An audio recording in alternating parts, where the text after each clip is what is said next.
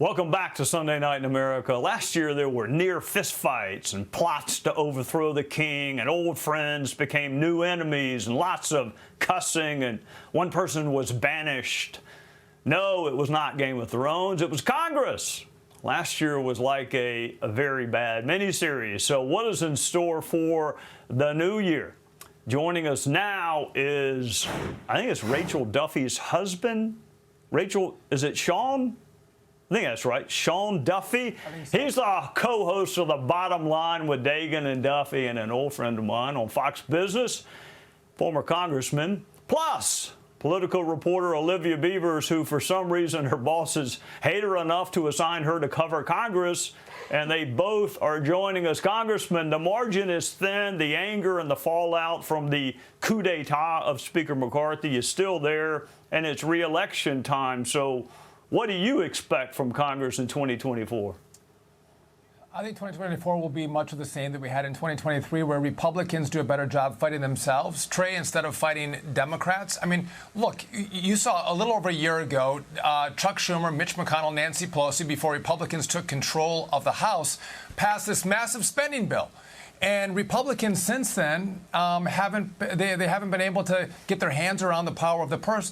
They continue to pass continuing resolutions at every opportunity they have, not cutting any spending. The one exception to that was the debt limit deal. So I don't think you have a Republican Party that sees that if you can garner a 60 or 70% win, that's actually a win. You and I both saw this when we were in Congress. You have some people who want 100% when they're just members of Congress. Well, Democrats control the Senate. Democrats control the White House. There has to be some negotiation. But if you want 100%, in the end, you get zero. And Republicans in Congress have got zero. And I don't expect much different. And it makes me sad to say it. I don't see much difference happening in 2024. Olivia, picking up on the congressman's point, I'm not sure you can call it a honeymoon when you wind up marrying like your 8th choice, but the criticism of Speaker Mike Johnson has increased. So where does he stand in the conference? I mean, it took like no time for them to not like him either. It's sort of funny, Trey, because when he was first elected, some of the conservatives who I think Kevin McCarthy struggled to get along with basically said that they were going to give him a grace period. And now they're saying that grace period is over after a couple of months. And there's been already sort of on the record intense criticism from conservatives to even, members of the Freedom Caucus to even outside of it, like members like Max Miller, who have pushed back on his policies. The difference is when you're a rank and file member and then you become the top Republican, governing is a very different situation, and you're taking votes that maybe you previously wouldn't. But we're really waiting to see what happens in January 19th, when we could have a partial government shutdown, and February 2nd, when we might have a full government shutdown. The House is coming back next week, and Johnson will also be dealing with funding for Ukraine and Israel, and there is all these negotiations. So he has a lot on his plate, and depending on if he pisses off his right flank, he might be more hot water going forward. Can you imagine another round of speaker votes? I mean, they got down there like their 25th choice last time. Sean, I want you to listen to something, and I'm going to get your reaction on the other side. And this is actually a clip from a Republican member of the Congress.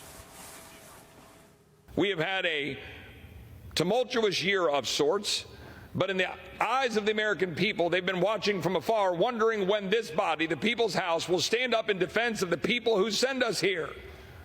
When are we going to do what we said we would do? I want my Republican colleagues to give me one thing, that I can go campaign on and say we did. One.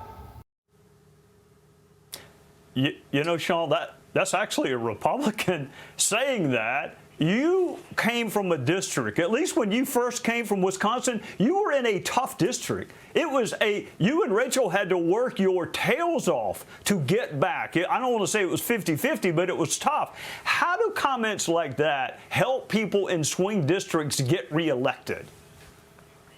Well, when I started, Trey, I didn't have gray hair. I started to look more like you after these really tough races. It's gotten really gray since that time. But listen, I think, by the way, Chip Roy's like, when can I, what am I going to raise money on? How do I, what do I tell my district? What he did was actually give that speech, and the very next day he went out and raised money on that speech. So Republicans, again, fighting Republicans. But in a two-seat majority, having Republicans call the party out, Chip Roy, a little bit of advice, actually compromise within Republicans, because Republicans agree on more issues than you agree with Democrats on.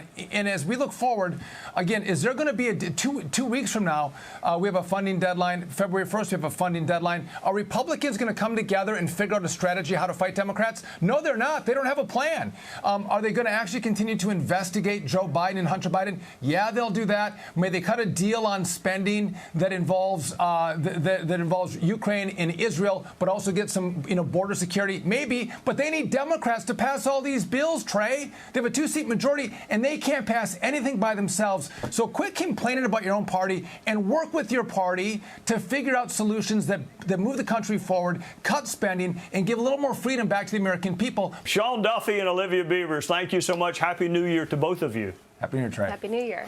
Hey, Sean Hannity here. Hey, click here to subscribe to Fox News YouTube page and catch our hottest interviews and most compelling analysis. You will not get it anywhere else.